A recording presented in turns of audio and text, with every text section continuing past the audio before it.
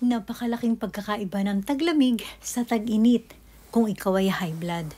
At kahit may maintenance ka pa, siguradong mataas pa rin ang iyong dugo. Sa mga hindi high blood ay mag-check up din kayo ng inyong BP para makasigurado kayong hindi kayo na high blood pagdating sa mga ganitong panahon na taglamig.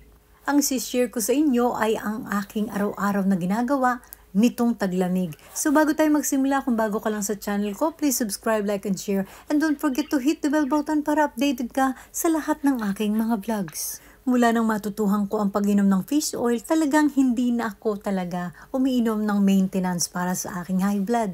Pero pag ganitong taglamig, hindi sapat ang fish oil. Siyempre, taglamig, naninigas ang ating mga buong katawan, laman at loob natin ay talagang nagtitigasan yan. Kung kaya talagang dinodoblik ko, hindi lang ang fish oil ang aking iniinom.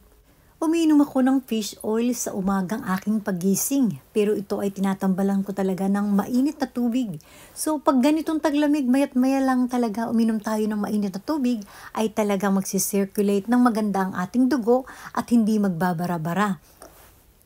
Dahil nga sa taglamig, pinapartneran ko to ng hemp seed oil. So ang hemp seed oil ay wala niyan sa Pilipinas, kung kaya pwede rin naman na ang i-partner niyo ay ang olive oil.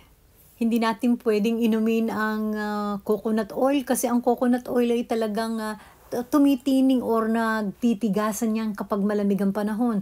Kung kaya talagang ang i-partner nyo na lang sa fish oil sa umaga at sa gabi ay olive oil kung wala kayong hemp seed oil.